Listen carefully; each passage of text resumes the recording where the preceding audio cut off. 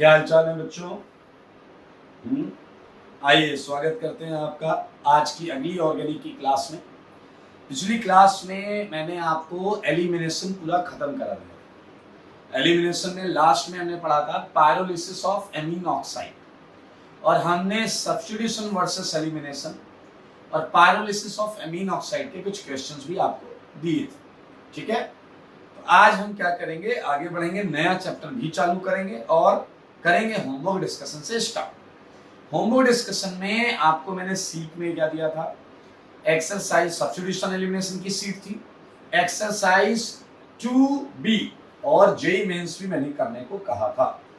So let's start with homework discussion. ठीक है, सारे लोग देखेंगे, हम होमवर्क डिस्कशन से चालू करेंगे और क्या डिस्कस कर रहे हैं हम ये बताइए। आप सीट डिस्कस कर रहे हैं, कौन सी सीट है बताइए जरा?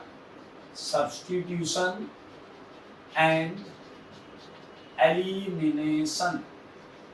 ठीक है, ये डिस्कस कर रहे हैं, सब्स्टिट्यूशन एंड एलिमिनेशन। चलिए एक्सरसाइज 2B जैसा कि उसमें मेंशन है मेरे भाई, कुछ क्वेश्चंस हैं जो डायरेक्टली हमारे नोट्स से हैं, कॉन्सेप्ट से हैं, सॉल्व एग्जांपल्स हैं। उन केसेस में मैं आपको केवल हिंट दूंगा, जैसे क्वेश्चन नंबर 1 एंड 2। सब्स्टिट्यूशन में हमने पढ़ा एक सेगमेंट एम्बीडेंटेट न्यूक्लियोफाइल और वहां हमने सिल्वर सॉल्ट और सोडियम या पोटेशियम सॉल्ट पर बात की, साइनाइड, आइसोसाइनाइड, नाइट्रो आइसो, याद आया आपको? तो मेरे भाई 1 एंड 2 क्वेश्चन डायरेक्टली उसी से, कोवेलेंट और आयनिक नेचर से वो आप कर लीजिएगा। तो मैं स्टार्ट करता हूं थर्ड से। अगर आप थर्ड क्वेश्चन देखते हैं तो ये एक मैच का कॉलम है, लिस्ट 1 लिस्ट 2। मेरे भाई ए में जो रिएक्शन लिखी है वो पिछली क्लास में हमने E1CB के एग्जांपल में सॉल्व की थी। ए है क्लियरली E1CB। बी वाली रिएक्शन को एक नजर देखो, H अरे डिहाइड्रेशन ऑफ अल्कोहल, ये तो जन्मजात E1 है, E1। सी वाला अल्कोहलिक KOH, बस नाम ही काफी है, E2। बात करें अगर हम डी की तो मेरे भाई ये है E1, हीट का साइन, एलिमिनेशन होगा। इथेनॉल वीक बेस होता है तो हमने मान लिया E। अब मजेदार चीज क्या है, इसके लिस्ट 2 में लिखा है रेडिकल। रेडिकल कहीं नहीं आएगा इसमें, किसी में रेडिकल नहीं आता। आपको याद है यहाँ क्या आता था बताओ? यहाँ इंटरमीडिएट आता था कार्बन आयन, यहाँ इंटरमीडिएट क्या आता था? कार्बोकेटायन। यहाँ इंटरमीडिएट क्या आता था? ट्रांजिशन स्टेट, केवल ट्रांजिशन स्टेट। E1 में क्या आता था? कार्बोकेटायन। मेरे भाई बहुत क्लियर है, मैच करा लेंगे। फोर्थ बिल्कुल इजी क्वेश्चन। फोर्थ में अगर आप ध्यान से देखें तो पहले लिस्ट में सारे 1 डिग्री सबस्ट्रेट है, या तो मिथाइल पर लीविंग ग्रुप लगा हुआ है या इथाइल पर लीविंग ग्रुप लगा हुआ है। ए में मिथाइल पर है, बी में इथाइल पर है, सी में इथाइल पर है, डी में मिथाइल पर है। मेरे भाई ए को जरा ध्यान से देखिए। अब आप कहोगे ये एलजी क्या है? मेरे भाई आप पहचान नहीं पाए, ए ऑप्शन में ये लीविंग ग्रुप ये है जो थोड़ा पैक करके लिखा है। ये ग्रुप आपने लीविंग ग्रुप में पढ़ा था, मेसाइलेट। मेसाइलेट याद है? टोसाइलेट, ब्रोसाइलेट, नोसाइलेट, लीविंग ग्रुप्स पढ़े थे, वहां पर था ये लीविंग ग्रुप है। रिएक्शन के दौरान ये हट जाएगा, इस पे न्यूक्लियोफाइल अटैक करेगा। चलिए चलिए चलिए, फिफ्थ में साफ साफ देखें, फिफ्थ में 1 डिग्री हाईलाइट दिया है। फिफ्थ में रिएक्शन जो दी है वो 1 डिग्री, ZCH2Br, ये 1 डिग्री देख लो देख लो। और 1 डिग्री है तो बाय डिफॉल्ट हम क्या करेंगे? SN2 SN2 SN2। तो मेरे भाई छोटा वाला ग्रुप होगा तो रेट बेहतर होगा, जैसे जैसे ग्रुप का साइज बढ़ेगा रेट घटता जाएगा।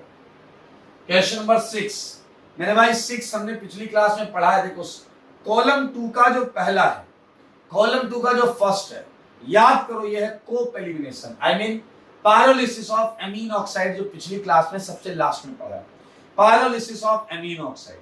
लिस्ट 2 का जो क्यू है वो है चुगेव। चुगेव याद है? Chugaev. Pyrolysis of xanthate. S वाला देखो, एस में क्या है? C6H5, बेंजीन फिनाइल रिंग लगी हुई है, तो एस हो गया E1CB और आर तो आपका जिंदाबाद E2।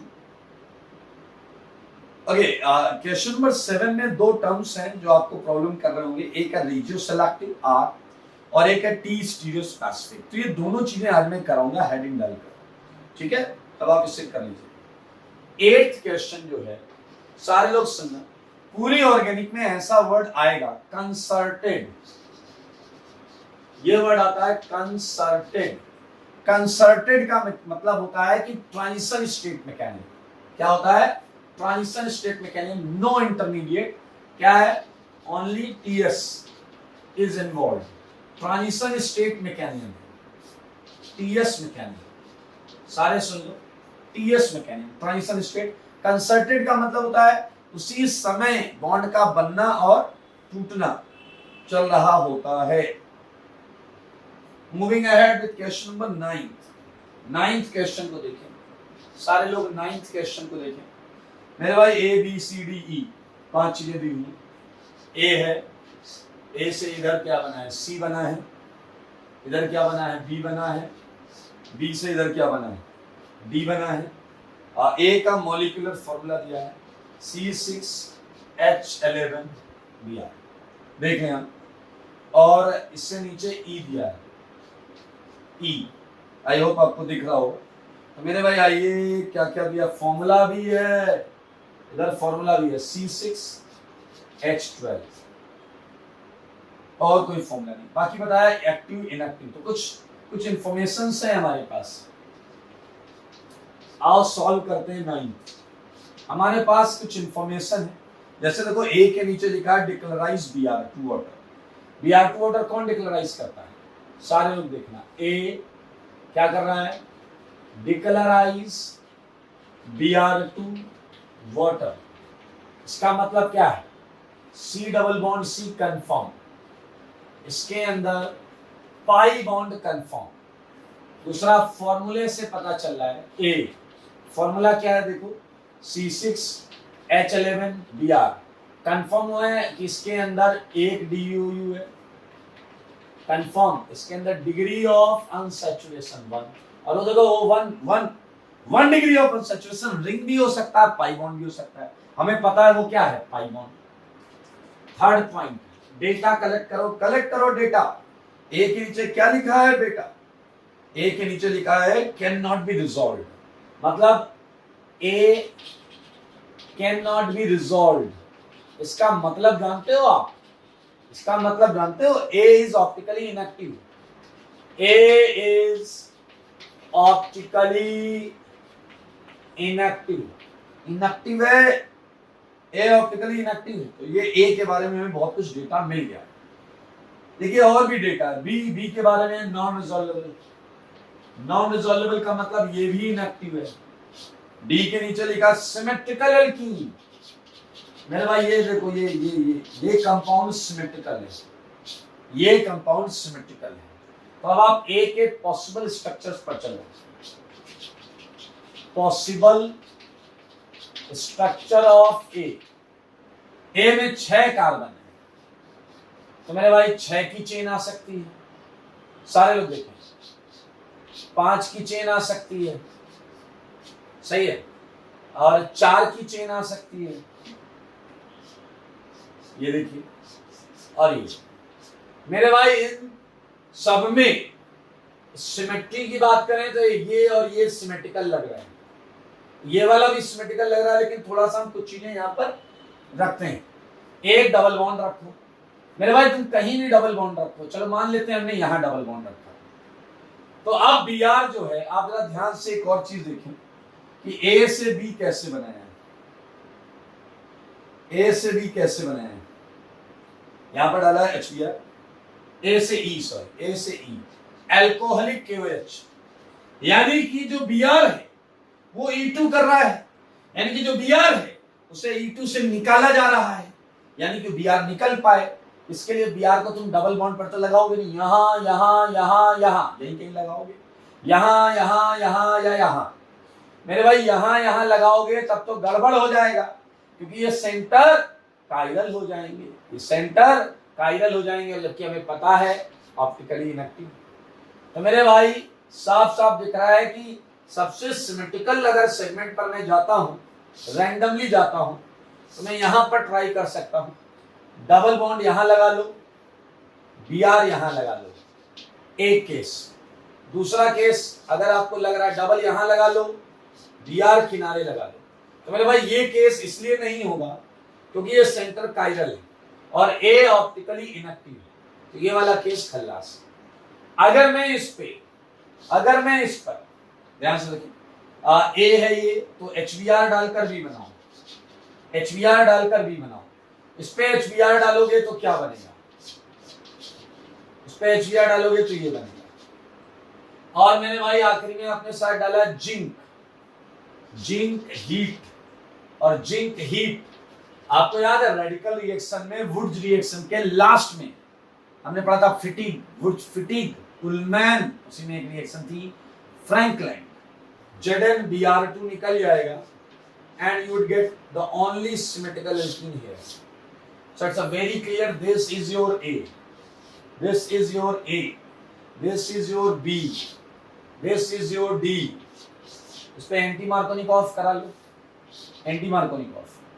इधर HBr peroxide है, HBr peroxide, so you would get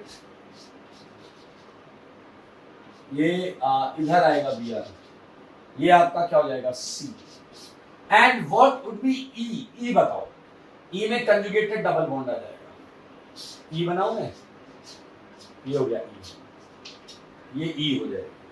question number 9, आराम से देखें, डेटा बहुत सारा दिया हुआ है, आराम से निकल आएगा। 10th बोल रहा है कि भैया 10th है E2, और E2 में होता है आइसोटोपिक इफेक्ट। E2 में क्या होता है, आइसोटोपिक इफेक्ट, इसलिए बहुत आराम से दिख रहा है 10th वाला क्वेश्चन। डी है तो डी के केस में तो रेट कम हो गई होगा, मैं हटा रहा हूं।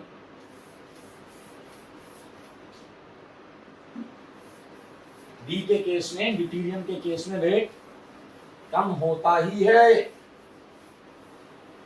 आई आगे बढ़ती। 11th क्वेश्चन, मैकेनिज्म बहुत इजी है, एक्सेस HI है, हमने हॉट HI वाला केस कराया था आपको, तो 11th वाला क्वेश्चन आप बहुत आराम से कर सकते हैं। मैकेनिज्म आप कर लीजिएगा, बहुत इजी है। HI एक्सेस लिया है और HI एक्सेस लिया है, तो इस तरीके से आपको आंसर मिल जाएगा। पहले H+ जाएगा, फिर याद है आपको I से हटाएगा, फिर जो ये छोड़ेगा उसके फिर रिएक्शन हो जाएगी।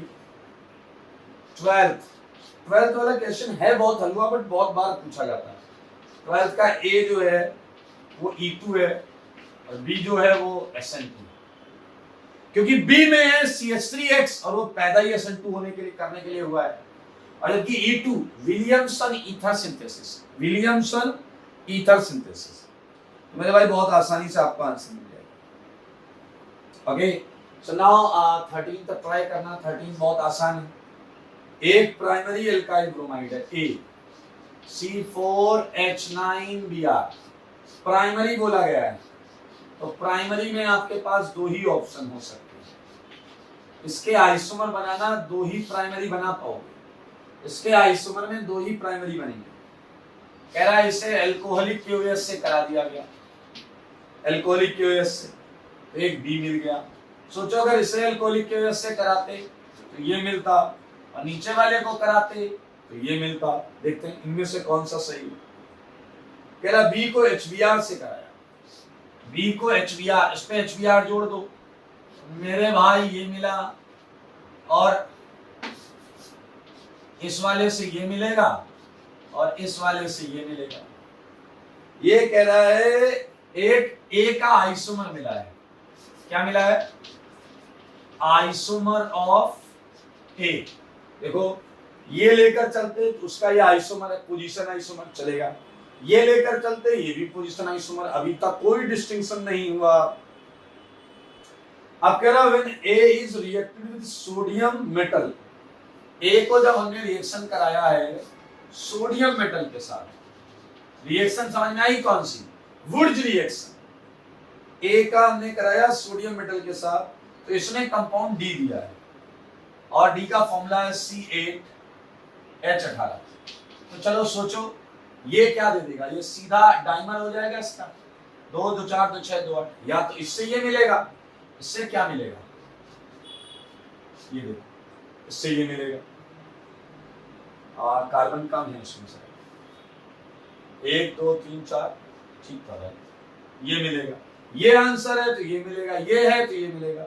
आखिरी में दिया which was different from the compound produced when n butyl bromide, n butyl bromide, ये देखो एन ब्यूटाइल ब्रोमाइड पर अगर मैं सोडियम मेटल डाल दूं, अगर मैं सोडियम मेटल डाल दूं तो क्या मिलेगा बताओ जरा, 2 2 4 2 6 2 8, वो कह रहा है ये नहीं मिलेगा, डी ये नहीं है, देखो आखिरी में बताया गया है ये डी नहीं है, तो मेरे भाई डी ये नहीं है, हटा दो, मिल गया यार, सबका पहले वाला खल्लास हो जाएगा।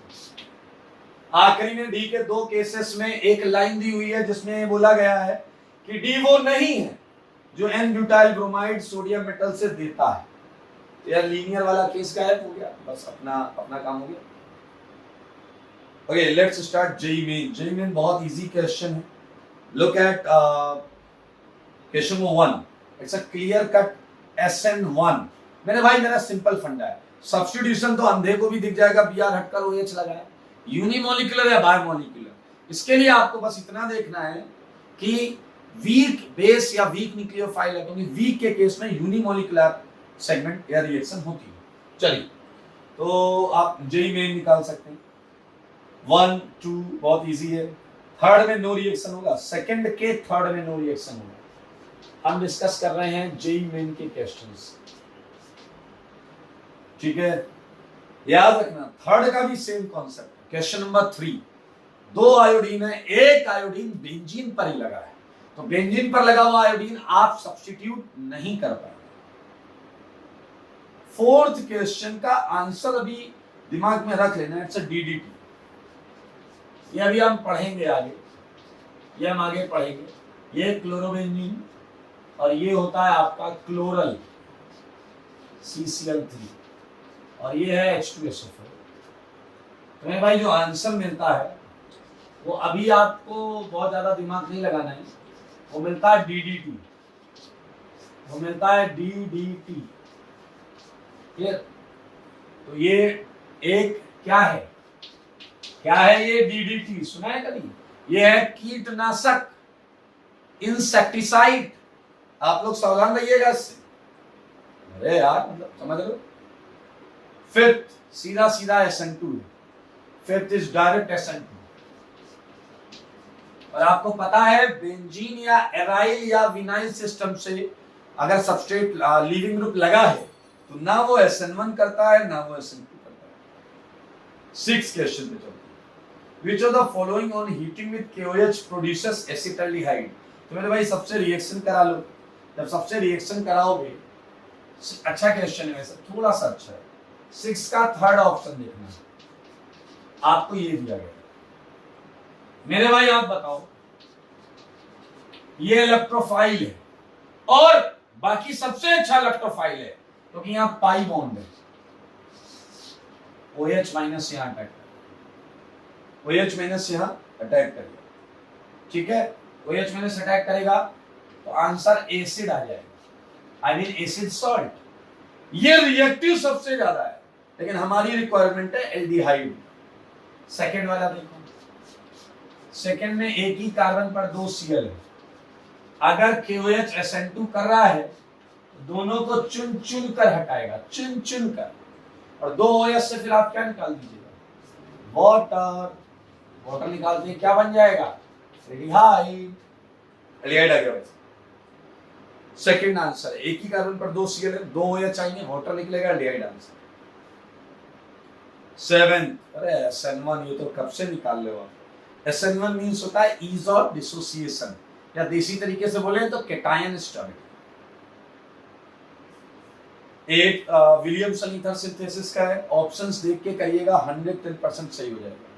9th की बात है,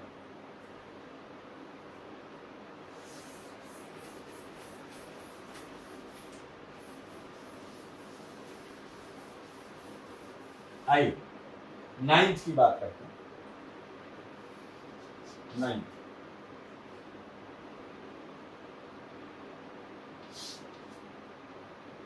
नाइन्थ बहुत आसान है, एनबीएस पढ़ा हुआ है ना आपने।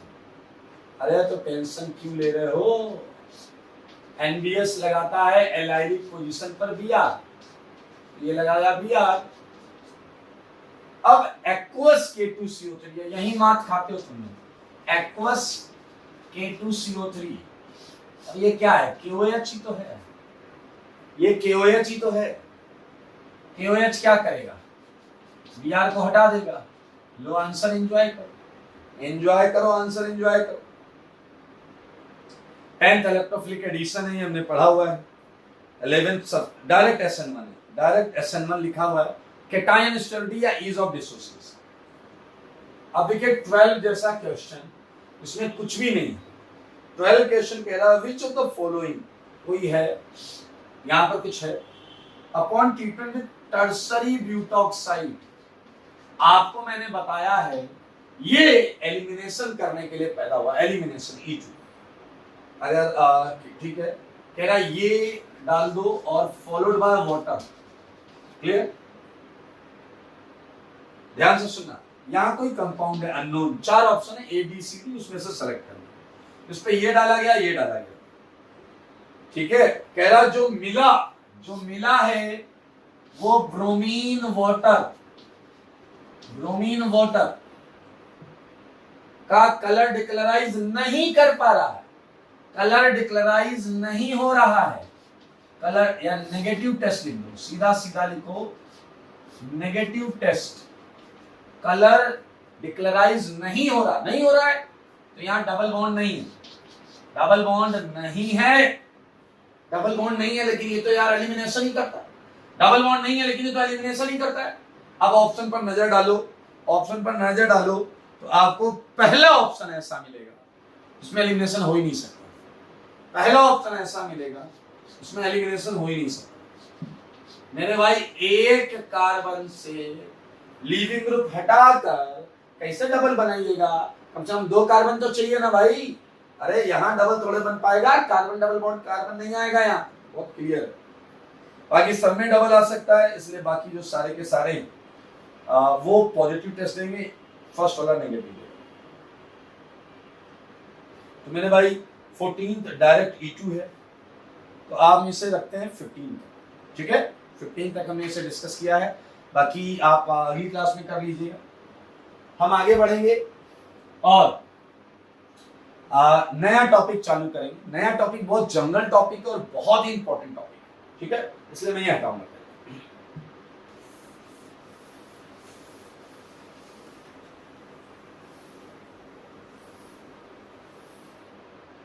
चलिए आइए, बहुत जनरल टॉपिक है, जैसे आज मैंने बताया था एक ऑप्शन। मेरे भाई ऐसा ऑर्गेनिक में आपको कई जगह देखने को मिलेगा,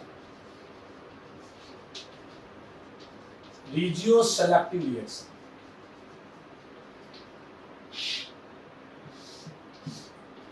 रीजियो सेलेक्टिव रिएक्शन, इसका क्या मतलब है वो मैं बता देता हूं। मान लीजिए कोई रिएक्शन है, कोई रिएक्शन है, तुमने उस रिएक्शन में कुछ भी कराया, यहां जो आंसर आया वो आंसर आया मान लीजिए C+D। इधर क्या है उस पर भी फोकस नहीं करो, इधर जो आंसर आया वो 2 या 2 से ज्यादा आंसर हो सकता। अब मैं जो कह रहा हूं ध्यान से सुनो, अगर C और D स्ट्रक्चरल आइसोमर, अगर C और D क्या है मेरे भाई, स्ट्रक्चरल आइसोमर, स्ट्रक्चर डिफरेंट होना चाहिए। और ध्यान से सुनना, किसी एक का कंसंट्रेशन, किसी एक का, इनमें से कोई भी एक हो सकता है, C भी हो सकता है, D भी हो सकता है, अगर दूसरे से ज्यादा है, ज्यादा डिफरेंस अच्छा खासा होना चाहिए, तो हम चिल्ला कर बोलेंगे रिएक्शन जो है वो रीजियो सेलेक्टिव है। Reaction is regioselective. अब मेरे भाई ये बहुत आसान चीज है, आपको बड़ी टेक्निकल लग रही होगी, रीजियो सेलेक्टिव रिएक्शन। ध्यान से इसके नाम को सोचो, रीजियो सेलेक्टिव।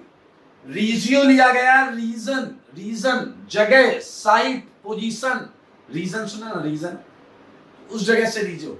अगर कोई प्रोडक्ट एक पर्टिकुलर रीजन को, साइट को ज्यादा सेलेक्ट कर रहा है, तो रीजियो सेलेक्टिव। एग्जांपल से करते हैं, आइए एग्जांपल से करते हैं। Let's start with this example. मैंने आपको दिया ये कंपनी, आपने डाला HBR,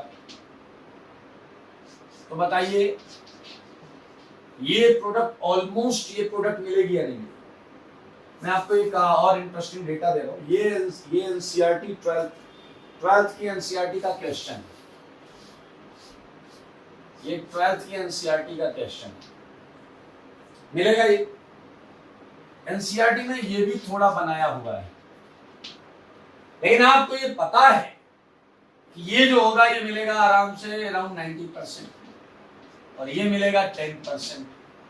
तो क्या आप देख पा रहे हैं कि ये दोनों पोजीशन आइसोमर्स, तो सारी कंडीशन वैलिड, स्ट्रक्चरल आइसोमर्स हैं, और इन दोनों में कोई एक डोमिनेट कर रहा है। तो मेरे भाई ये कैसी रिएक्शन होगी बताइए? Regio selective reaction.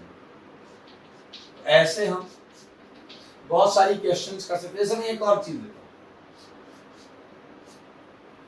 अगर हमारे पास डबल बॉन्ड है और मैंने आपको HBR दिया, तो मेरे भाई अब आप देख सकते हैं ये रिएक्शन नॉट रीजियो सेलेक्टिव,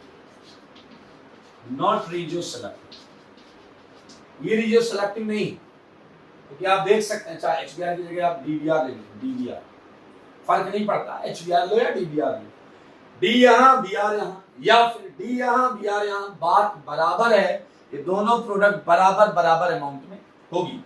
ये नॉट रीजियो सेलेक्टिव। क्यों रीजियो सेलेक्टिव नहीं? अरे पहली बात तो दो चीज नहीं बन रही है, अगर आप बनाओगे तो D यहाँ लगाओ या यहाँ लगाओ, बात बराबर। तो तुमने सिलेक्शन कहां किया? दो लोग हैं, मैंने एक चीज 50% इसे दे दी, 50% इसे दे दी, तो मैंने कोई सिलेक्शन नहीं किया भाई। मैंने एक को 70 दिया, एक को 30, अब सिलेक्शन हुआ। एक चीज को मैंने फेवर किया है, सेलेक्ट किया है। तो मेरे भाई रीजियो सेलेक्टिव रिएक्शन केवल इतना होता है। ऐसे ही मिलते जुलते नाम में एक नाम आता है मेरे भाई स्टीरियो सेलेक्टिव।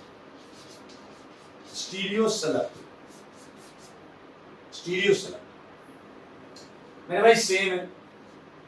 अगर कोई रिएक्शन है और इसका कोई प्रोडक्ट है, ऐसा देखिए, आपको वही करना है। गिवन दैट इस बार C और D स्ट्रक्चरल नहीं, स्टीरियो आइसोमर होने चाहिए। क्या होने चाहिए? Stereo isomer. और अगर कोई एक दूसरे से ज्यादा है, अच्छा खासा डिफरेंस है, मेरे भाई आप देख सकते हैं रिएक्शन क्या हो जाएगी? Reaction would be stereo selective. अच्छा, एक इंटरेस्टिंग चीज बता रहा हूं। मान लो किसी रिएक्शन में जो C है और जो D है, ध्यान से देखना, मान लो C बन गया आपका 50 या 49 और D बन गया आपका 51%। तो आप देखें, हम इसे बोलेंगे नो स्टीरियो सेलेक्टिव। दिमाग में रखो, सिंपल सी बात है। 49, 51, 50, 50। मेरे भाई आपसे कोई बहुत ज्यादा ऐसा बीच में केस फंसा के नहीं पूछेगा। अच्छा, किसी ने कहा मान लो है 70 या ऐसा 65, 35। मेरे भाई ये है मॉडरेटली स्टीरियो सेलेक्टिव। किसी ने कहा 95, 5। मेरे भाई स्टीरियो सेलेक्टिव, बिंदास स्टीरियो सेलेक्टिव। एक ने कहा इसके बारे में क्या कहोगे? सोचो आप।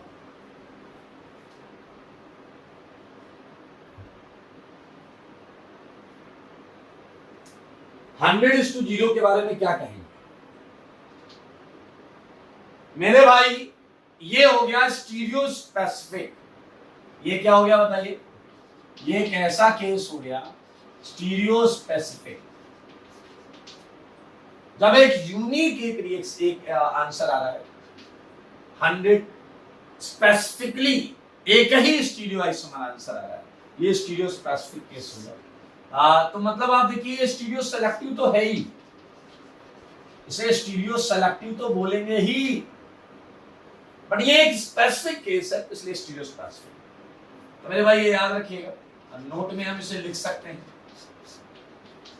Each stereo specific case is stereo selective, stereo selective, but reverse is not true. Reverse is not true. सच नहीं है, रिवर्स उल्टा सच नहीं है। तो मेरे भाई ये वो टर्म था जो उस क्वेश्चन में था और ये इंपॉर्टेंट है, तो ये आप अपनी थ्योरी कॉपी में लिख लीजिएगा। और अब हम स्टार्ट करेंगे, बहुत ही कॉमन रिएक्शन का सेगमेंट है जो आईआईटी के लिए बहुत ही इंपॉर्टेंट है, ठीक है। वो करने के बाद जब वो खत्म हो जाएगा तो हम स्टार्ट करेंगे अपना नेक्स्ट और बहुत इंपॉर्टेंट चैप्टर रिडक्शन रिएक्शंस, ठीक है। आइए ये सेगमेंट में हटा रहा हूं, ये सेगमेंट वीडियो सेलेक्टिव और इसके एग्जांपल्स कर लेंगे, कुछ एक एग्जांपल्स ले लीजिए, इसके एग्जांपल्स तो कर ही नहीं। मान लीजिए मैंने आपको ये दिया, यहाँ डबल बॉन्ड है, यहाँ डी लगा है, यहाँ एच लगा, कायरल सेंटर ऊपर डी है नीचे एच, और मैंने कहा यहाँ एच बी आर ले। फिर एक एग्जांपल मैंने आपको दिया, ये डबल बॉन्ड है, मैंने यहाँ लगा दिया tertiary butyl up side, tertiary butyl आप जैसा होता है बड़ा वाला, और इस पर आपने कर दिया एच बी आर। अब आप सोचो कितना सिंपल है, क्या एच बी आर इस पे जोड़ोगे एच बी आर, बताना जरा। ये सेंटर तो आपने टच किया ही नहीं है, तो ऐसे ही रहेगा, ये तो बिल्कुल ऐसे रहेगा। क्या आपको पता है बीच में ऐसा केटायन बनेगा, यहां एच आ जाएगा, बीच में केटायन बनेगा। अब इस केटायन पे बी आर टॉप बॉटम दोनों टैग करेगा। जब बी आर टॉप से आएगा तो उसे डी मिलेगा, ऊपर एच भी मिलेंगे बहुत सारे, और इस कार्बन पे डी मिलेगा। लेकिन जब बी आर इस पर नीचे से आएगा तो उसे हर कार्बन पे एच मिलेगा। लेकिन यही क्वेश्चन यहां सोचो, जब बी आर ऊपर से आएगा ऊपर कौन मिलेगा, बहुत बड़ा वाला ग्रुप, और वो ऊपर से बी आर के आने के चांसेस को घटा देगा। तो मेरे भाई आप खुद सोच सकते हैं कि अगर मैं आंसर्स बनाऊं तो देखिएगा जरा, ये टर्सरी ब्यूटाइल है, ये एच है, इसका ये आंसर जो है बी आर एच, और एक आंसर और जो आएगा, सारे लोग देखिए, यहाँ मिथाइल है, सॉरी ये मिथाइल और ये बी आर, इसमें ये वाला प्रोडक्ट काफी ज्यादा बनेगा, ये वाला काफी कम बनेगा, बी आर ऊपर से आने में कंफर्टेबल नहीं होगा। जबकि यहां अगर हम बात करें तो यहां बी आर के ऊपर और नीचे आने में बहुत ज्यादा डिफरेंस नहीं होगा कंसंट्रेशन में, क्योंकि आप देख सकते हैं डी और एच में बहुत ज्यादा डिफरेंस नहीं होगा। तो आप बताइए, ऊपर वाली रिएक्शन की अगर मैं बात करूं, ये जो रिएक्शन है 1 2 हो चुका था, ये 3 ले लीजिए और ये 4, तो क्या आप देख पा रहे हैं थर्ड रिएक्शन स्टीरियो सेलेक्टिव नहीं है। यहां मैं लिख रहा हूं एग्जांपल 3, एग्जांपल 4, सारे लोग देखना। अगर मैं बात करूं स्टीरियो सेलेक्टिव, तो मेरे भाई थर्ड स्टीरियो सेलेक्टिव नहीं है, जबकि फोर्थ स्टीरियो सेलेक्टिव है, क्योंकि यहां दोनों के प्रोडक्ट में अच्छा खासा डिफरेंस है। वहीं अगर मैं बात करूं रीजियो सेलेक्टिव, तो मेरे भाई आप देखें दोनों रिएक्शन रीजियो सेलेक्टिव है, दोनों रिएक्शन रीजियो सेलेक्टिव है, क्योंकि बताइए इन दोनों कार्बन में बी आर ने ये वाला ज्यादा सेलेक्ट किया है या नहीं? अरे ये तो डबल बॉन्ड पर एडिशन तो रीजियो सेलेक्टिव था ही, डबल बॉन्ड पर एडिशन तो रीजियो सेलेक्टिव है, दोनों रिएक्शन रीजियो सेलेक्टिव हैं, फोर्थ वाली स्टीरियो सेलेक्टिव है। एक एग्जांपल देता हूं स्टीरियो स्पेसिफिक का, एग्जांपल नंबर 5, सारे देखो, ये है ट्रांसब्यूटीन और ये आपने BrF2 डाला, क्या याद है आपको? ट्रांस प्लस एंटी क्या बनता है? मीजो एराइथ्रो, याद आया क्या? मेरे भाई आप देखें ये स्पेसिफिक हो गया, ये स्पेसिफिक आइसोमर हो गया। 100% देखो ये बन रहा है, 100% ये बन रहा है। लास्ट रिएक्शन क्या है? Stereo specific. लास्ट रिएक्शन क्या है? Stereo specific. Stereo specific. ये हमने एग्जांपल्स भी कर लिए, आप देख सकते हैं, देख लो इसे ध्यान से।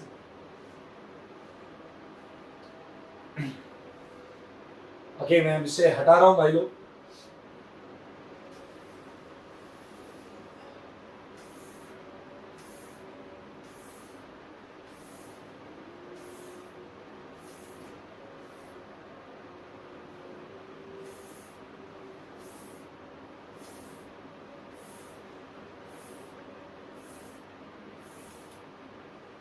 ठीक है, चलिए जनरल रिएक्शन से बहुत बहुत ऑब्वियस रिएक्शन से हम उन्हें करने जा रहे हैं, बहुत इंटरेस्टिंग भी।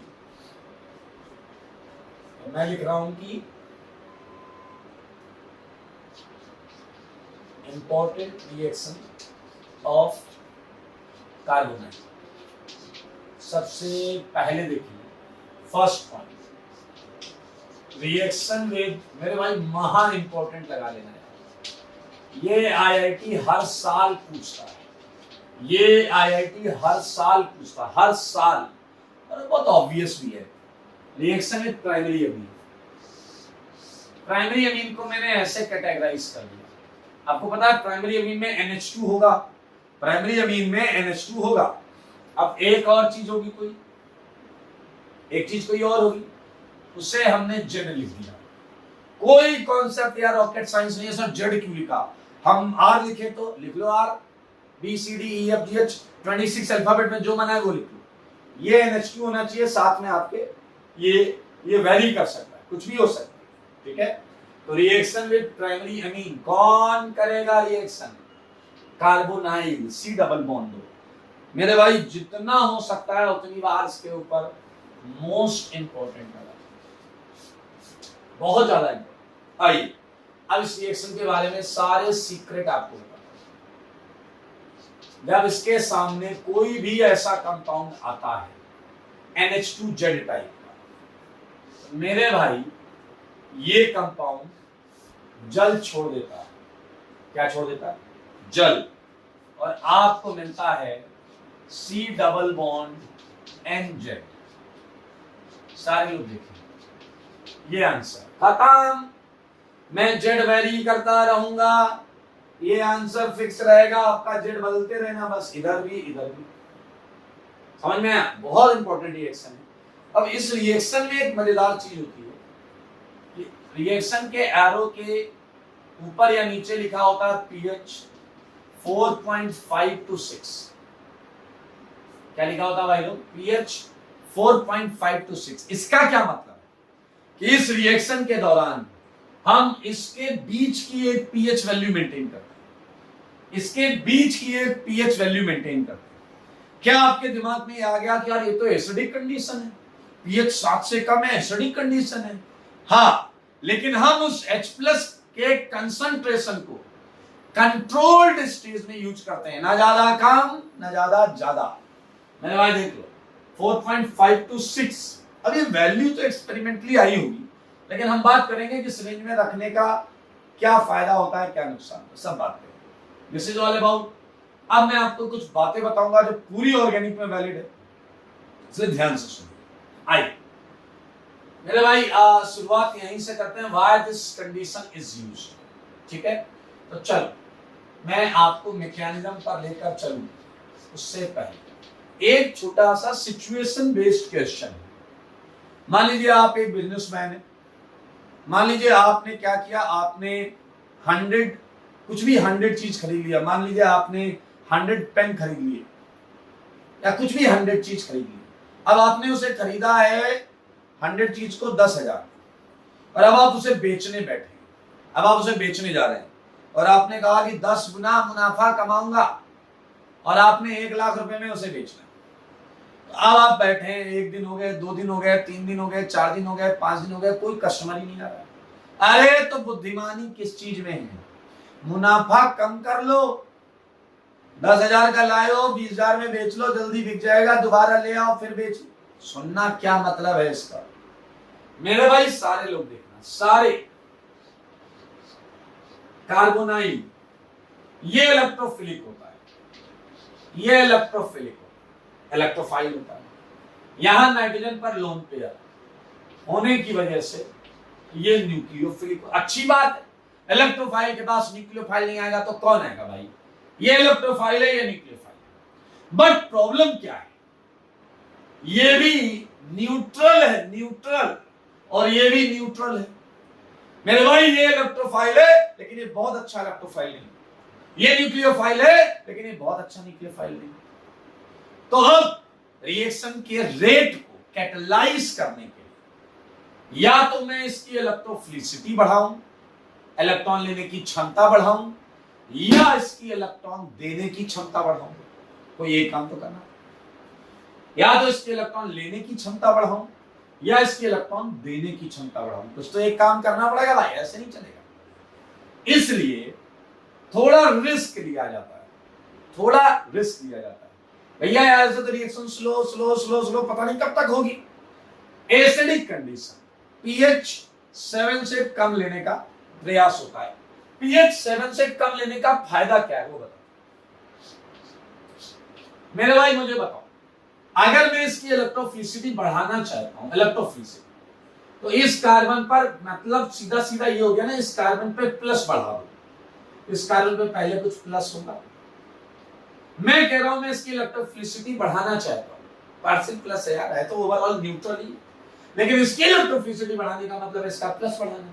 इसका प्लस बढ़ाने का मतलब है ऑक्सीजन और ज्यादा खींचने लगे तो प्लस बढ़े।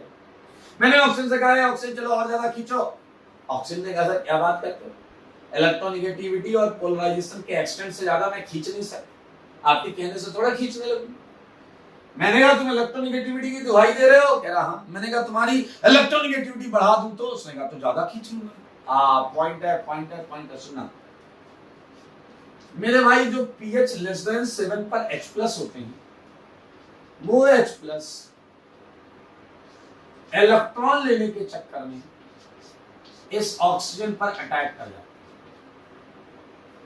और अब आप सारे देख सकते हैं यहां प्लस आने की वजह से यहां की इलेक्ट्रोफिलिसिटी और बढ़ गई, क्योंकि ये इलेक्ट्रॉन इसका पोलराइजेशन और तेज हो जाएगा, और तेज। समझो मेरे भाई, ये है आपका इलेक्ट्रोफिलिक, ये है आपका मोर इलेक्ट्रोफिलिक।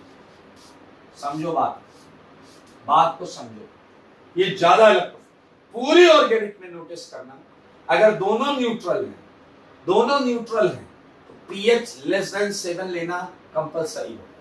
लिखा हो ना लिखा हो, पीएच लेस देन 7 ले लेना। देख लो, अब आप कहोगे इसमें तो फायदा है, अच्छी बात है, इलेक्ट्रोफिलिसिटी बढ़ गई, नाइट्रोजन खटाखट अटैक करेगा, everything is okay, everything is fine. लेकिन इसमें कुछ नुकसान भी होगा, वो नुकसान समझो। अगर H+ आपका ऑक्सीजन का लोन पेयर ले रहा है तो क्या ऑक्सीजन आपके नाइट्रोजन के लोन पेयर को ले रहा होगा या नहीं ले रहा होगा? डेफिनेटली लेगा, क्योंकि ऑक्सीजन से जल्दी तो नाइट्रोजन इलेक्ट्रॉन देगा। तो मेरे भाई NH2Z, ध्यान से सुनना, बहुत लाख टके की बात है,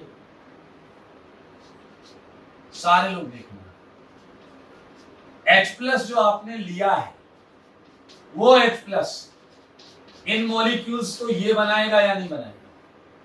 मेरे भाई ये न्यूक्लियोफिलिक थे और ये क्या हो गए?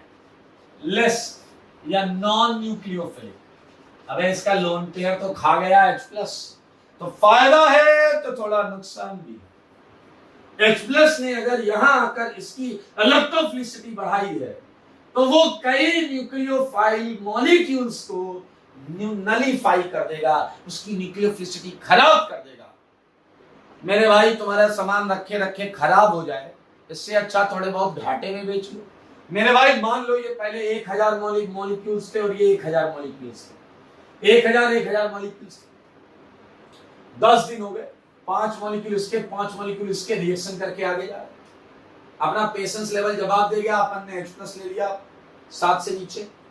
माना इसके 100-200 मॉलिक्यूल बर्बाद हो गए, लेकिन 800 मॉलिक्यूल ने खटाखट रिएक्शन दे दी। क्या आप समझ रहे हैं मेरी बात को? तो फायदा है, नुकसान भी है, हम दोनों का जिक्र करेंगे। अब आप सोच सकते हो कि पीएच को बैलेंस क्यों किया गया। अगर पीएच इससे भी कम हो जाए, 4.5 से भी कम हो जाए पीएच, तो सिस्टम में H प्लस खूब सारे हो जाएंगे, और अगर सिस्टम में H प्लस खूब सारे हो गए तो ये रिएक्शन पूरे न्यूक्लियोफाइल को बर्बाद कर देगा। क्या समझ रहे हैं? अब इसका दोनों रेंज समझो। ये आउटर लिमिट इसके लिए, इससे कम, इससे ज्यादा पीएच करोगे, आपको पता है पीएच ज्यादा तो H प्लस कम, पीएच कम तो H प्लस ज्यादा, इतना तो पता होगा। अगर पीएच इससे ज्यादा हुआ तो इसकी इलेक्ट्रोफिलिसिटी नहीं बढ़ पाएगी, और अगर पीएच इससे कम हुआ आपके न्यूक्लियोफाइल कम बचेंगे सिस्टम के अंदर, बाकी की तो ऐसी की तैसी हो जाएगी। So there must be a balance between pH values. इसके बीच की वैल्यू लेते हैं जिसमें इसे भी फायदा हो और वहां भी ज्यादा नुकसान ना हो। मेरे भाई ये थियोरेटिकल चीज है, रिएक्शन में ऐसा बहुत ज्यादा कुछ दिखाई नहीं देगा आपको। चलो रिएक्शन करें। ओके, इसकी इलेक्ट्रोफिलिसिटी बढ़ चुकी है। अब बताओ क्या होगा, कौन आएगा? NH2Z। सारे लोग देखिए, ये देखिए कहां अटैक करेगा, बताओ कहां पर?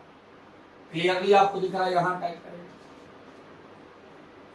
यहां अटैक करेगा, क्या मिलेगा? OH मिलेगा, और N पर ये मिलेगा। ये डबल बॉन्ड सिंगल हो गया, यहां प्लस पे नाइट्रोजन ने इलेक्ट्रॉन दिया, N प्लस।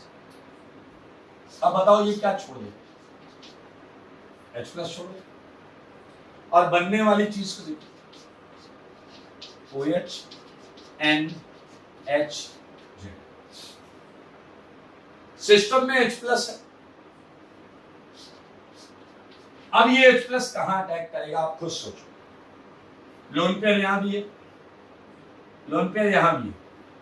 कॉमन सेंस है अटैक नाइट्रोजन पे करना चाहिए, लेकिन अगर नाइट्रोजन पे अटैक कर गया तो रिएक्शन पीछे आ जाएगी, रिएक्शन पीछे आ जाएगी। तो मेरे भाई क्या आप समझ रहे हैं कि ऑक्सीजन इससे इलेक्ट्रॉन देगा नाइट्रोजन की जगह, और सारे लोग देखिएगा बहुत मजेदार है, जल छोड़ देगा। ये क्या छोड़ देगा? जल। जल है कि मानता नहीं, जल छोड़ देगा। तो कार्बन पर जो प्लस आएगा, मतलब नाइट्रोजन उससे इलेक्ट्रॉन दे देगा। कार्बन पर जो प्लस आएगा, नाइट्रोजन उससे इलेक्ट्रॉन दे देगा, नाइट्रोजन उससे इलेक्ट्रॉन देगा। सारे लोग देखो, क्या आपके सामने ये आया या नहीं? बोलो ये आया या नहीं? और you can not consume cat, cat को कंज्यूम नहीं किया जा सकता, तो ये H प्लस रिलीज कर देगा। H प्लस दिया था ना तुमने, यार क्या करते हो भाई? अरे बधाई हो बधाई, आंसर आ गया। सारे लोग एक एक नजर गड़ा कर देख लो यार, और हम नोट में लिखने वाले हैं बहुत अच्छी अच्छी इंटरेस्टिंग बातें, बहुत अच्छी अच्छी इंटरेस्टिंग बातें। तुमने यहां एडिशन किया है और फिर एक वाटर मॉलिक्यूल एलिमिनेट किया है, so it is called addition elimination. It's some sort of addition elimination. चलिए, तो इस रिएक्शन में मैं नोट में इंपॉर्टेंट पॉइंट लिख रहा हूं, ध्यान से सुनो। If primary amine is used, सारे लोग देखिए, प्राइमरी अमीन इज यूज्ड। अगर प्राइमरी अमीन है तो बताओ प्रोडक्ट में कार्बन डबल बॉन्ड नाइट्रोजन आएगा या नहीं आएगा? देन प्रोडक्ट वुड हैव क्या? C double bond N। Product में C डबल बॉन्ड N होगा। Second point, why acidic condition is required?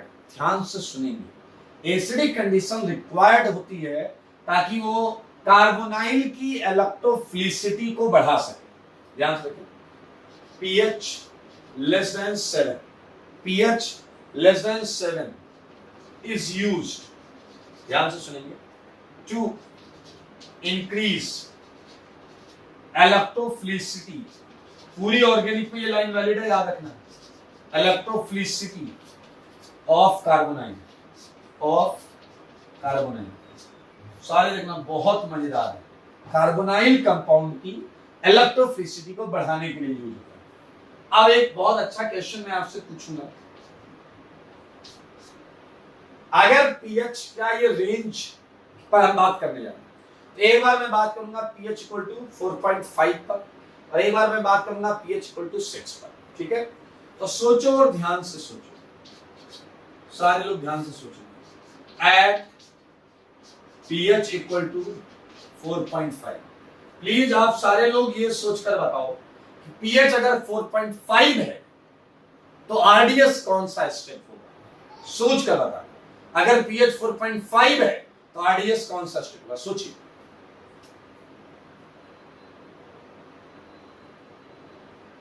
अगर पीएच 4.5 है तो आरडीएस कौन सा स्टेप होना चाहिए? चलो मुझे बताओ, पीएच इक्वल टू 4.5 पर H प्लस आयन कंसंट्रेशन क्या होगा? Higher. H plus ion concentration is higher. H plus ion concentration higher हो गया तो बताओ ये वाली रिएक्शन डोमिनेट होगी या नहीं होगी? बोले ये वाली रिएक्शन डोमिनेट होगी या नहीं होगी? यानी कि इफेक्टिव, सारे लोग देखना, effective concentration of NH2Z decreases. इसका जो इफेक्टिव कंसंट्रेशन है वो डिक्रीज कर जाएगा बिकॉज ऑफ दिस रिएक्शन। ध्यान से देखिए, बिकॉज ऑफ, अब ये रिएक्शन तो आपको पता ही है दोस्त, इसमें क्या रॉकेट साइंस में आपको बताऊं, ये H प्लस ज्यादा है तो ये आपके न्यूक्लियोफाइल को कुछ हद तक कंज्यूम कर लेगा, कंज्यूम, हेंस इसका अटैक स्लो होगा क्योंकि इसके इफेक्टिव कंसंट्रेशन कम हो गए हैं, तो यहां पर सेकेंड चेंज काफी स्लो हो जाएगा। हेंस स्टेप 2, सारे लोग देखेंगे, step 2 is RDS. Step 2 RDS, ये पहला स्टेप है, ये दूसरा स्टेप है, तीसरा, चौथा और ये पांचवा और ये आखिरी में छठा। स्टेप 2 आरडीएस है मेरे भाई, सारे देखें, स्टेप 2 आरडीएस। ये रिएक्शन में वहां लिख चुका हूं इसलिए यहां से हटा रहा हूं। ठीक है, फोर्थ पॉइंट देखना, फोर्थ मजेदार पॉइंट। अब मैं बात करूंगा पीएच इक्वल टू 6 पर। एट पीएच इक्वल टू 6, अगर पीएच 6 है तो बताओ अब H प्लस आयन कंसंट्रेशन क्या हो जाएगा? कम हो जाएगा। H plus ion is higher, सही है, कॉमा लगा देना यहां पर, आइए। तो यहां पर क्या हो जाएगा बताओ? H plus ion concentration is low, ये कम होगा।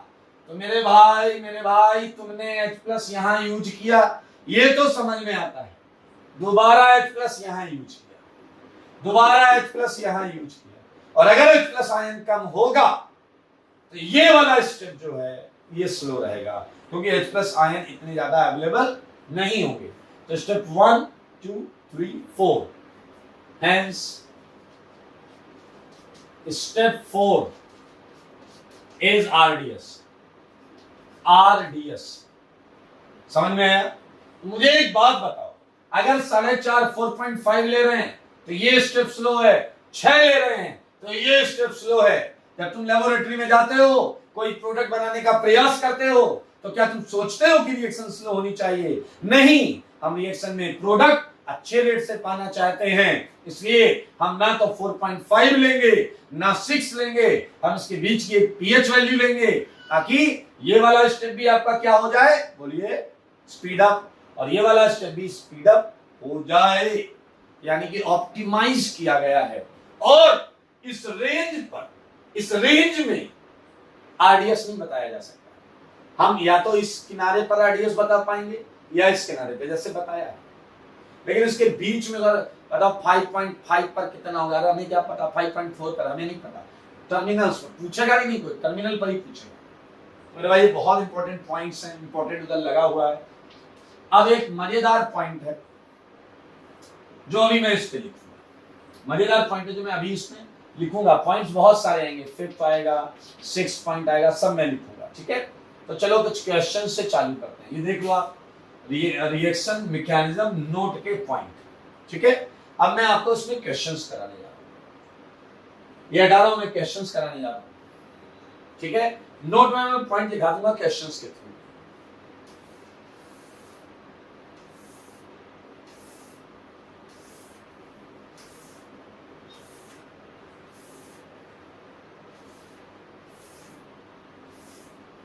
शॉर्टकट तो पता है यार, वाटर निकालना है बस। आइए चलिए क्वेश्चंस करते हैं कुछ। Look at first question, it is PHCHO, clear. और ये मैंने आपको दिया CH3, जेड मैंने क्या ले लिया, मिथाइल। बाकी यहां पर वो पीएच वीएच सब है यार, जो भी 4.5 से 6 के बीच का है। कर लोगे, आसान है यार। मैंने यहां पर क्या किया, आप देखना मैंने यहाँ OH ले लिया, जेड की वैल्यू आप अगर देख रहे हैं तो ये राइट वाला जेड है, ये वाला सही है।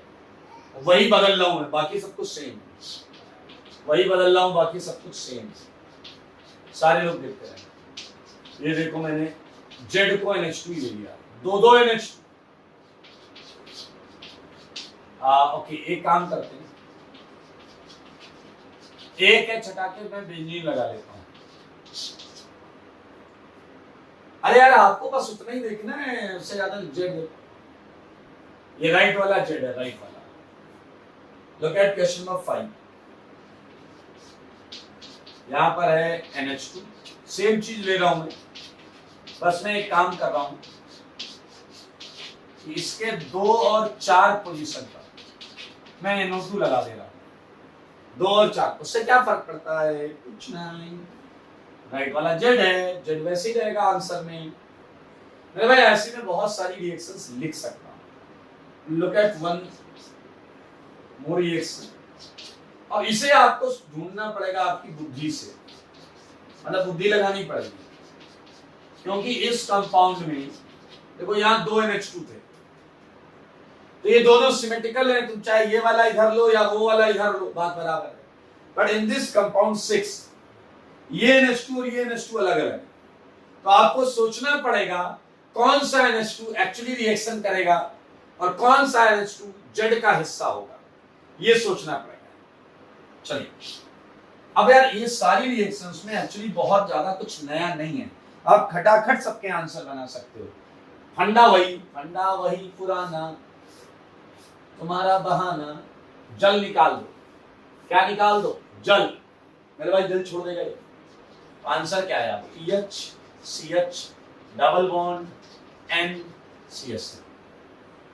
अब वो अलग बात है, ये ज्योमेट्रिकल आइसोमेरिज्म कर रहा है, कितने होंगे, 2 होंगे, वो सब आप बताते रहिए। ये फंक्शनल ग्रुप कौन सा होता है, imine. C double bond N को क्या बोलते हैं, इमाइन। तो रिएक्शन हो गई, खटाखट रिएक्शन हो रही है भाई साहब, देखो सारे देखो, खटाखट रिएक्शन हो रही, ठीक है। ऐसे अगली रिएक्शन कर लो, अगली रिएक्शन में भी क्या होगा, ये देखिए आंसर बताइए क्या है, PHCH। ये देखो, अरे ग्रुप पता है कौन सा है, ऑक्साइन डबल बॉन्ड NOH को क्या बोलते हैं, ऑक्साइन। अरे कर लोगे दोस्त, हाँ तो बोल दो कि सर हो जाएगा, रहने दो, लेकिन तुम लोग कहां बोलने वाले हैं।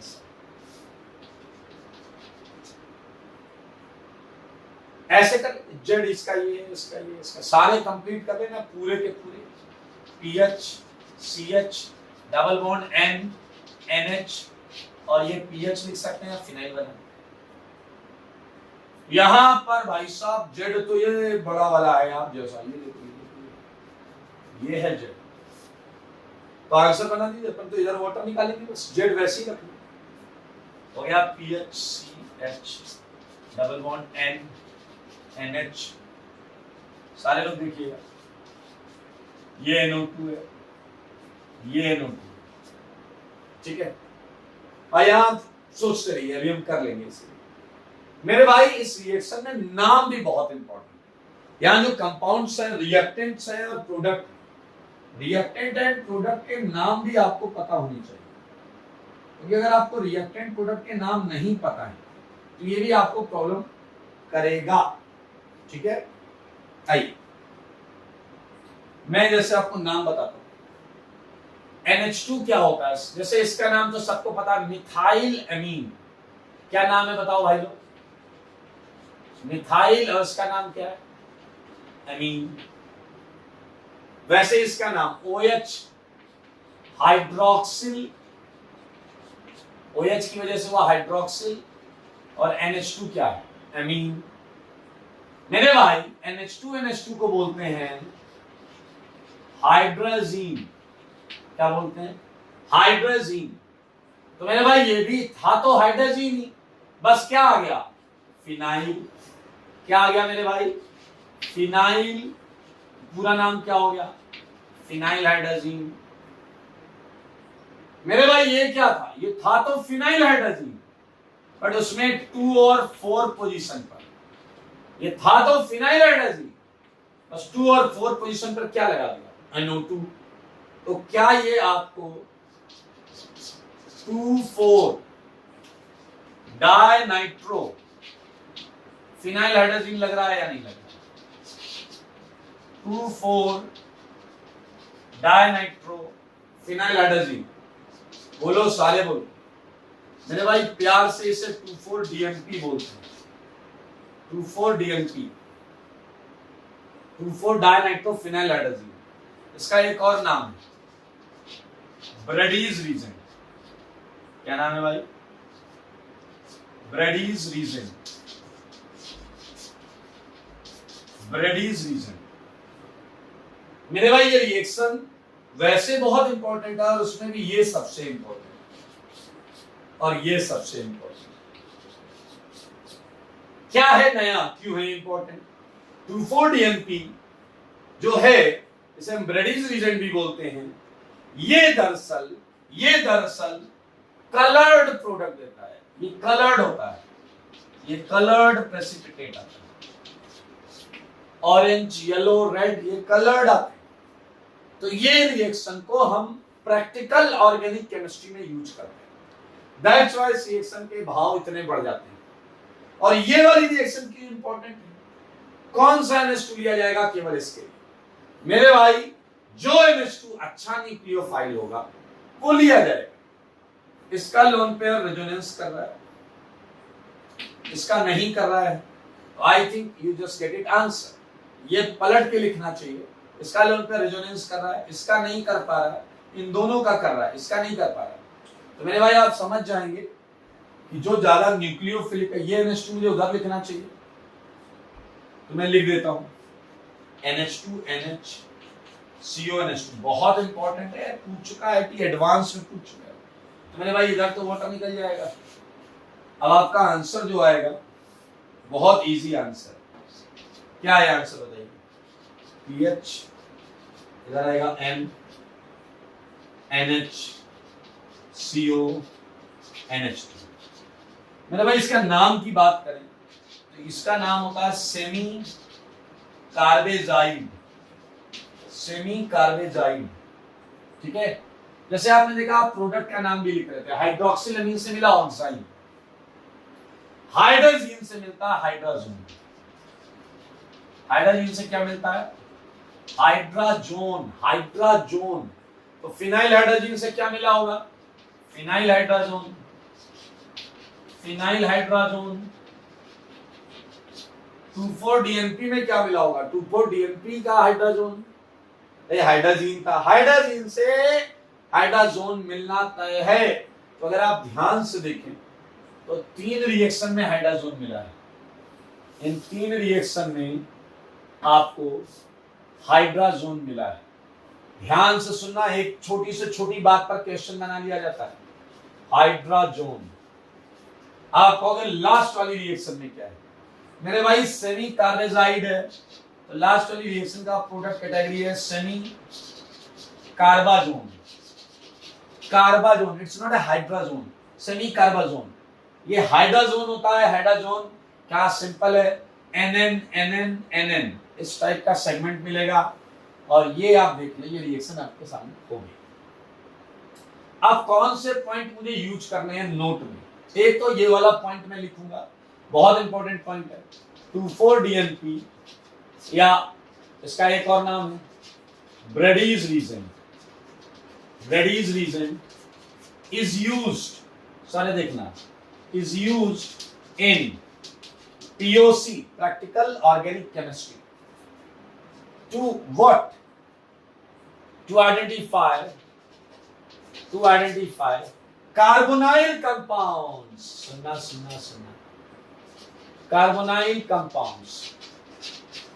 मेरे भाई कार्बोनाइल कंपाउंड अगर आपको कंफर्म करना है, कहीं कंटेनर में कंपाउंड पड़ा है और आपको पता नहीं उसमें कार्बोनाइल है या नहीं, तो आप उसमें ब्रेडीज रीजन डालो। अगर ब्रेडीज रीजन डालते हो और कलर्ड कंपाउंड आ रहा है, कलर्ड प्रेसिपिटेट आ रहा है, तो पक्का उसके अंदर C डबल बॉन्ड O है। हाँ, ये एल्डिहाइड है या कीटोन है ये नहीं बता पाएगा, ये केवल C डबल बॉन्ड O को कंफर्म करेगा। C double bond O of aldehyde and ketone only. To identify C double bond O compounds, मैं ब्रैकेट में लिख दे रहा हूं, एल्डिहाइड एंड कीटोन ओनली। ये इन्हीं दोनों के कंफर्मेशन के लिए यूज होता है कि वेदर एल्डिहाइड कार्बोनाइल है या नहीं। कार्बोनाइल में एल्डिहाइड है या कीटोन ये नहीं बता पाए, कार्बोनाइल है या नहीं ये बता रहे। ये that's why it is very important. ठीक है, एक पॉइंट और है, ये हाइड्रोजन मैं ऐसे लिख देता हूं, इन सब में बना है भाई हाइड्रोजन। ठीक है, अगला पॉइंट जो है बड़ा मजेदार है और इस पॉइंट को थोड़ा ध्यान से सुनिएगा। IIT जेईई ने एक बार एडवांस में जब ये क्वेश्चन पूछा तो किस तरीके से पूछा था वो मैं यहां आपको बताता हूं, देखिएगा जरा। 7th रिएक्शन, सारे लोग 7th रिएक्शन देखें। ये है आपका डबल बॉन्ड O वाला सेगमेंट और आपको ऐसा दिया गया NH3 NH2 NH3 प्लस, सारे लोग देखना मजेदार था, NH3 प्लस। ठीक है, और यहां था आपका I माइनस। देखो देखो देखो, ये क्वेश्चन पूछा गया। अब यार ये क्वेश्चन इससे मिल तो रहा है, मिलता जुलता तो है, लेकिन यहाँ NH2 है, यहाँ इन्होंने NH3 प्लस I माइनस और NH2 लिया है। घबराना नहीं, सेम आंसर बनाना है, सेम आंसर बनाना है। ये NH2 कंडेंस हो गया, वाटर निकल गया, N जगह नहीं है इसलिए मैंने इधर घुमा दिया, NH2। आप इसे बनाएंगे सेम आंसर। अब आप कहोगे ये है क्या, ये है क्या? मेरे भाई यही समझना है आपको, ये सॉल्ट है विद HI, सॉल्ट है विद HI। क्यों लिखा गया है ये important.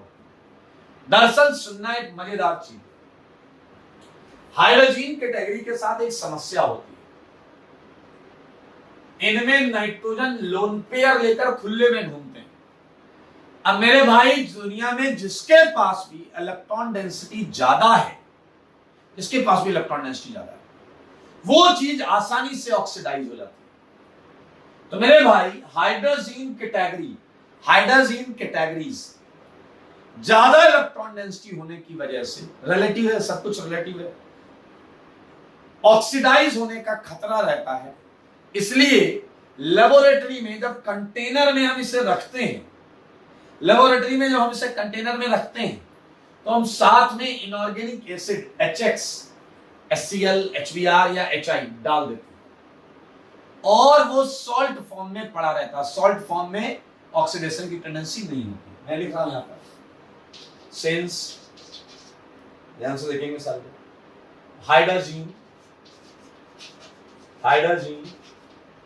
hydrogens are very sensitive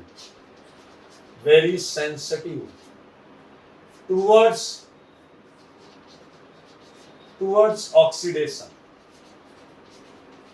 सही बात है, क्योंकि ये ज्यादा इलेक्ट्रॉन डेंस है। Hence always, यहां पर लाइन खींच के लिख रहा हूं, always stored in form of their salts with inorganic acid। Inorganic acid के साथ सॉल्ट फॉर्म में यूज करते हैं। बाकी वो लेबोरेटरी की चीज है कि इससे फिर HI कैसे निकालते हैं, वो सब आपकी टेंशन नहीं है, लेकिन वो डायरेक्ट लिखा जा सकता है। जो कंटेनर में उन्होंने रखा था वो डायरेक्ट लिखा जा सकता है। आपको सेम रिएक्शन करनी है, उसी तरीके से आंसर बनाना है, बिल्कुल टेंशन नहीं लेनी है।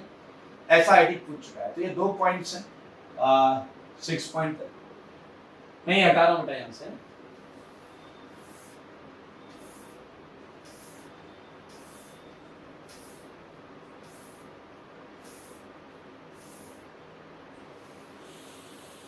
सात रिएक्शन हमने किए हैं इसमें, और रिएक्शन है जो आप अपने घर ले जाएं, ठीक है। थोड़ा मॉडिफाइड फॉर्म में करते रहिएगा, अच्छा लगेगा आपको।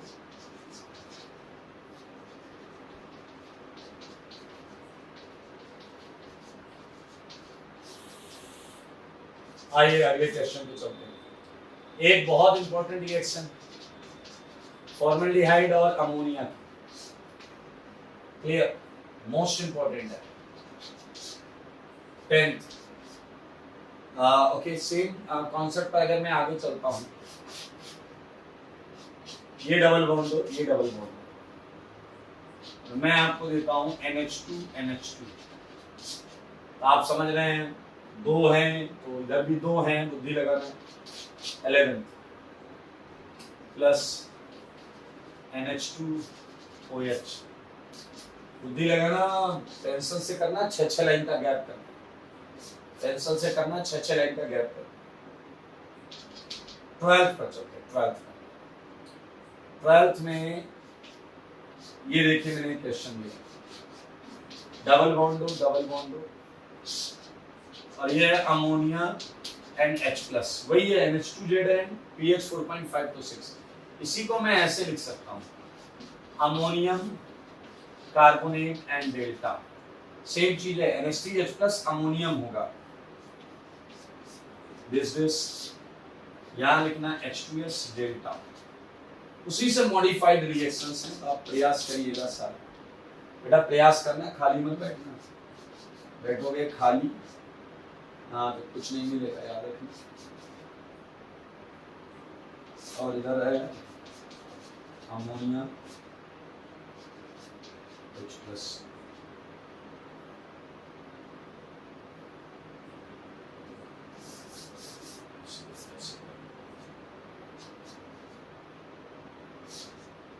Ammonia and H+।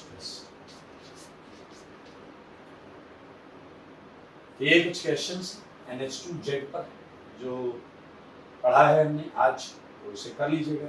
एक बहुत सिंपल सा सेगमेंट और है जो आप खुद सोच लीजिएगा,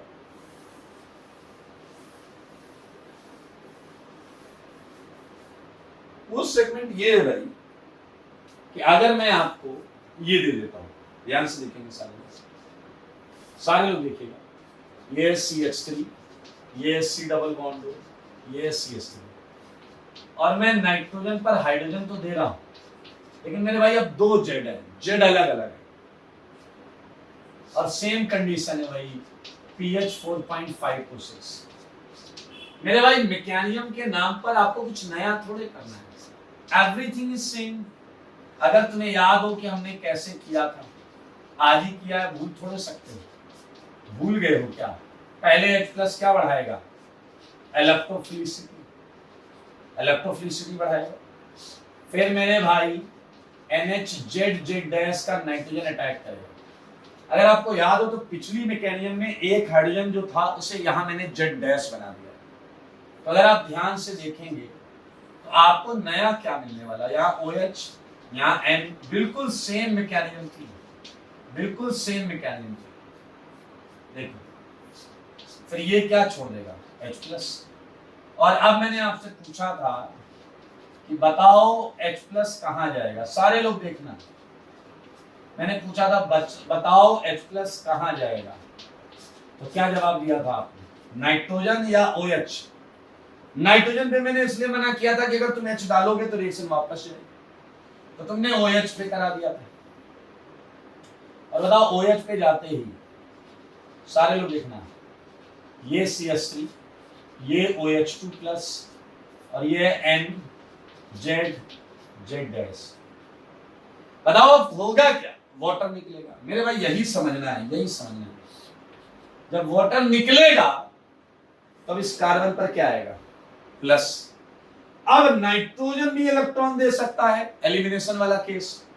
पहले क्या था, नाइट्रोजन पे एक हाइड्रोजन था, तो जब इधर n ने इलेक्ट्रॉन दिया, डबल आया, तो n ने वो H छोड़ दिया था और आपका आंसर आ गया था C डबल बॉन्ड N। लेकिन अभी प्रॉब्लम ये है कि अगर यहां प्लस आया और n ने इलेक्ट्रॉन दिया, जो कि दे रहा होगा, इधर से आंसर नहीं आ सकता, क्योंकि n पर जब प्लस आएगा तो Z और Z डैश में कोई भी हाइड्रोजन नहीं।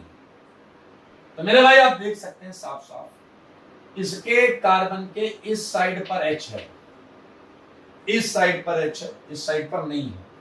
तो पहले जब इधर H था तो C डबल बॉन्ड N आया था, और जब इधर H नहीं है तो C डबल बॉन्ड C आएगा। आप देख सकते हैं सारे के सारे, आप देख सकते हैं सारे के सारे H प्लस इस कार्बन से हटेगा, और आपको जो आंसर मिला है ना मेरे भाई, वो आपके सामने है। ये देखिए, पहले इमाइन आता था, C डबल बॉन्ड N में आता था, लेकिन ये है इन, इन एमाइन, इन एमाइन। और आपको इस रिएक्शन की इंपॉर्टेंस को महसूस करना पड़ेगा। मैं इसे यहां लिख सकता हूं, हमारा सेकंड सेगमेंट स्टार्ट हो चुका है, रिएक्शन विद सेकेंडरी अमीन।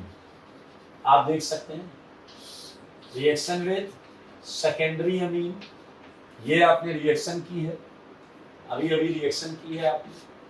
और आप देख सकते हैं इनेमाइन, इनेमाइन मिलता है, कार्बोनाइल गिव्स इनेमाइन। मजेदार चीज देखने के लिए तैयार हो जाओ। कार्बोनाइल होता है इलेक्ट्रोफिलिक और इनेमाइन है न्यूक्लियोफिलिक। तो एक इलेक्ट्रोफाइल को न्यूक्लियोफाइल में बदल दिया। एक ने कहा आपको कैसे पता है न्यूक्लियोफाइल है? एल्कीन न्यूक्लियोफाइल ही होता है, एल्कीन न्यूक्लियोफाइल ही होता है। तो मेरे भाई ये बहुत इंपॉर्टेंट रिएक्शन है, आप देखें, और इसके 2 क्वेश्चन ले लीजिए जो आप अपने घर से करके लाएंगे, ठीक है?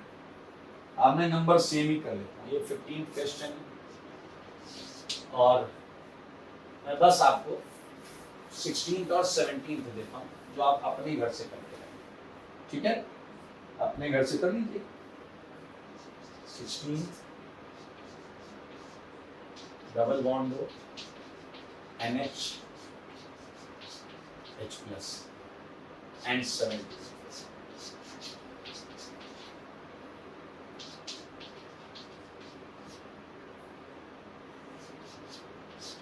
H प्लस से यहाँ P बनेगा, P पर मैंने डाल दिया CH3I, Q बनेगा, और हाइड्रोलिसिस करेंगे R। तो मेरे भाई आज हमने किए 2 छोटी छोटी रिएक्शंस, एक प्राइमरी अमीन के साथ कार्बोनाइल की और एक सेकेंडरी अमीन के साथ कार्बोनाइल। अच्छे अच्छे नोट्स बनाइएगा, होमवर्क सीट का कर लीजिएगा। आज के लिए इतना ही। स्वस्थ रहें, मस्त रहें और पढ़ाई में व्यस्त रहें।